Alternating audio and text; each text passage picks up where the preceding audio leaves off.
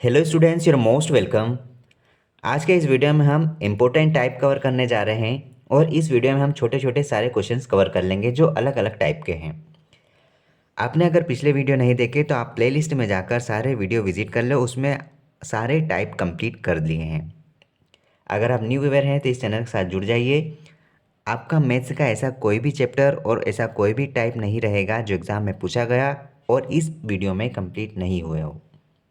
चलिए सारे questions cover कर लेते हैं। तीन संख्याएं 3:4:5 के अनुपात में है। यदि सबसे बड़ी और सबसे छोटी संख्याओं का योग दूसरी संख्या व 52 के योग के बराबर हो तो सबसे छोटी संख्या हमें निकालना है। देखो, हमको यहाँ पर तीन संख्याएं कहा है जो कि 3:4:5 के अनुपात में है। ठीक है, कहा है कि सबसे बड़ी संख्या और सबसे छोटी संख्या का योग। अब देखो, यहाँ पर सबसे बड़ी संख्या कौन सी है? सबसे बड़ी संख्या यहाँ पर 5 है और सबसे छोटी संख्या 3 है। तो सबसे बड़ी संख्या आप यहाँ पर 300, 400, 500 भी मान सकते हैं, 3x, 4x, 5x भी मान सकते हैं, लेकिन हम डायरेक्ट करते हैं। हम इस प्रकार से भी सोल्व कर सकते हैं। हमें कोई सवाल को जमाना नहीं है, हमें डायरेक्ट आंसर पर क्लिक करना है। देखो, सबसे बड़ी संख्या और सबसे छोटी संख्या इनका योग कहा है, फिर कहा है दूसरी संख्या कौन सी है? 4। 4 प्लस 52, 52 के योग के बराबर है, इस प्रकार से कहा गया है। अब आप ध्यान से देखो, यह है रेशियो वाली संख्या और यह है यूनिट डिजिट जो कि कहा है कि इसमें जोड़ा है। तो अब इस चीज़ को ध्यान रखना, या फिर आप इसको एक काम करो, एक्स के फॉर्म में भी लिख सकते हैं। आप पी लिखो, 5p, 3p और 4p। इसको p से डिनोट कर लिया, मल्टीप्लाई कर लिया कि ये कोई वैल्यू होगी। हमने 52 इसमें जोड़ा जो कि इसके बराबर है। यह हमारी मैथमेटिकल इक्वेशन है संख्या निकालने के लिए। इसको आप सरल करो, देखो 5 और 3 8p, 8p है ये, और इधर है ये 4p। 4p में 52 को जोड़ना है, इस प्रकार कहा गया है। 8p में से 4p चले जाएंगे तो बचेंगे यहाँ पे 4p जो कि 52 के बराबर है। आप यहाँ से p की वैल्यू निकालो, कितनी बार जाएगा? 4 एकम 4, 4 तिया 12, p की वैल्यू यहाँ पर आ गई 13। अब देखो, अब हमें क्या करना है, यहाँ पर इन सारी संख्याओं को निकालना है, लेकिन क्वेश्चन में कहा है कि सबसे छोटी संख्या है। सबसे छोटी संख्या 3 है, तो 3p आप निकाल लो। यहाँ पर 3p, p का वैल्यू रखो 13, तो 13 तिया 39 आ गया, और ये हमारे ऑप्शन ए में है। इस प्रकार से इस क्वेश्चन को भी कवर कर सकते हैं। अब हम अगला क्वेश्चन देखते हैं। यदि तीन संख्याओं का अनुपात 3:2:5 है और उनके वर्गों का योग 1862 है तो सबसे छोटी संख्या बताइए। यहाँ पर हमें सबसे छोटी संख्या बताना है। तीन संख्याएं हैं जो कि 3:2:5 के रेशियो में है। ठीक है, इनके वर्गों का योग, तो आप वापस इनको p के हिसाब से डिनोट करो, क्योंकि यहाँ संख्या इस रेशियो में है। संख्या कोई भी हो सकती है, हम अभी एग्जैक्ट बता नहीं सकते। आप x भी मानो, कुछ भी लिखो, कोई प्रॉब्लम नहीं है। हम यहाँ पर 3p, 2p और 5p लिखते हैं। कहा है इनके वर्गों का योग, इनका वर्ग करो, कितना हो गया यहाँ पे? 3 तिया 9, p का वर्ग, फिर कहा है 2 दूनी 4 p का वर्ग, और फिर कहा है 5 25 p का वर्ग। वर्गों का योग कितना कहा है? 1862। जोड़ लो आप, 9 और 4 13, 13 में 25 जुड़ेगा तो हो जाएगा 38 p का वर्ग। ठीक, 1800 के बराबर आप लिखो। अब यहाँ पर आप इसको सिंप्लीफाई कर लो। आप यहाँ पर काट दो 19 की टेबल से, 19 दूना 38, और यहाँ पर क्या आएगा? 19 नमक की 171, तो कितनी बार कंप्लीट चले जाएगा? 9 बार कंप्लीट चले जाएगा। बचेगा कितना यहाँ पे? 15।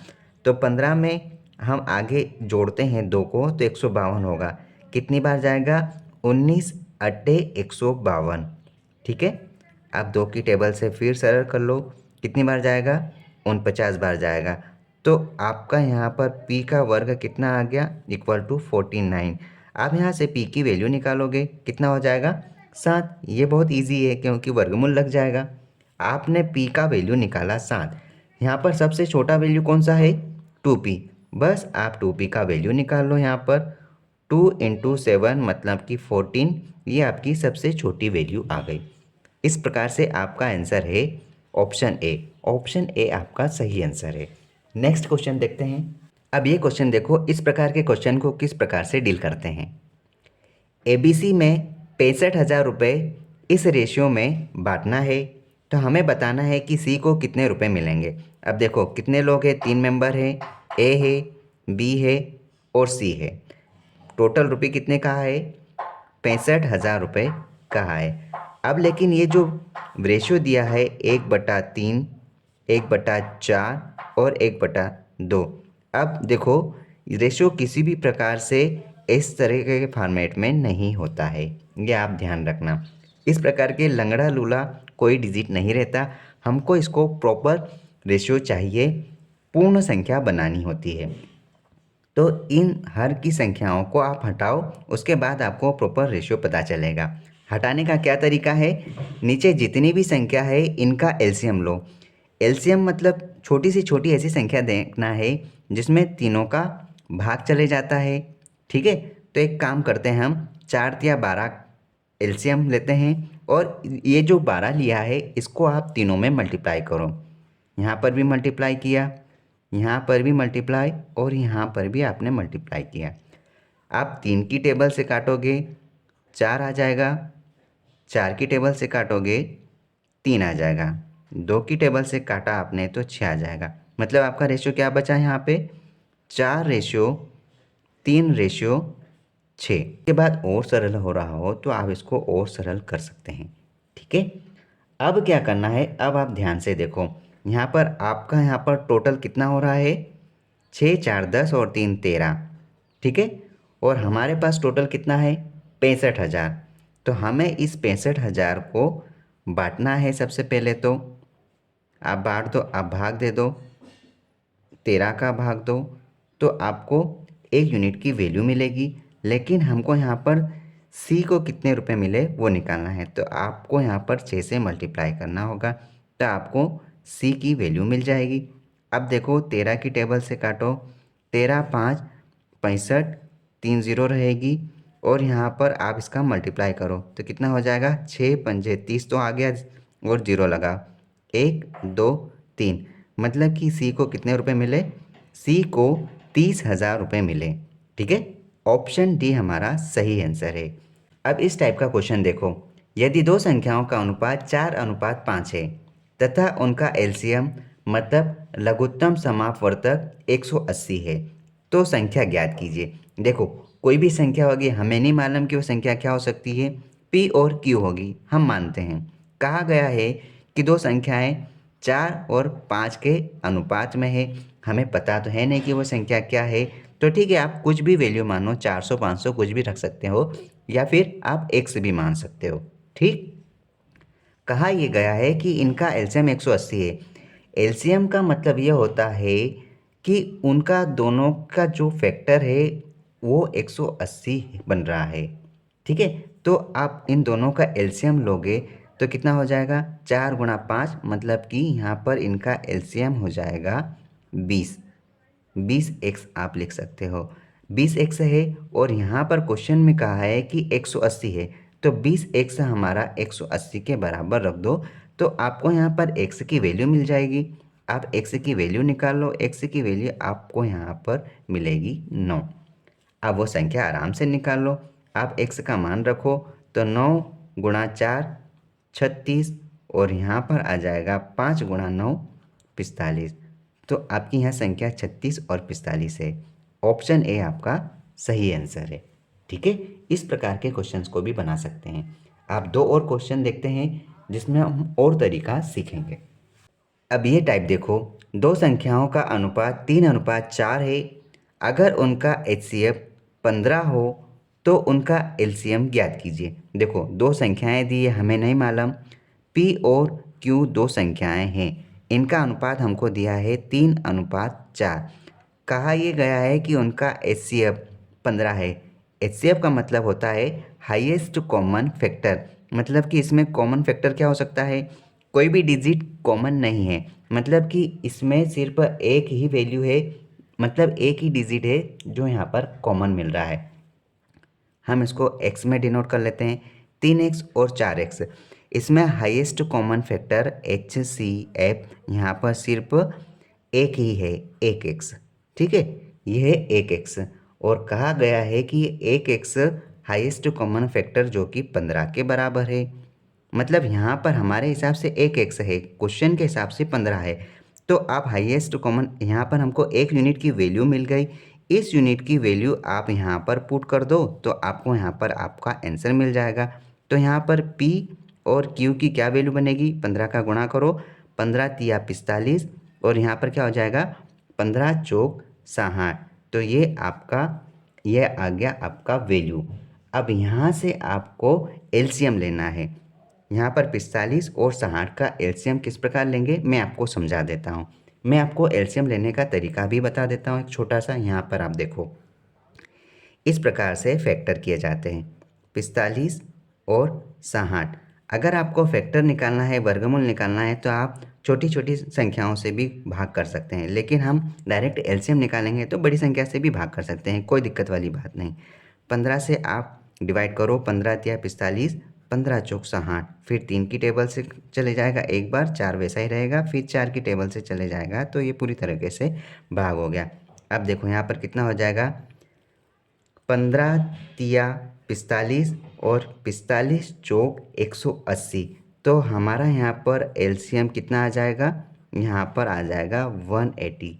That is your correct answer. ठीक है, ऑप्शन बी हमारा सही आंसर है। अगला एक लास्ट क्वेश्चन देखो, जिसमें हमको एक और टाइप समझ में आएगा।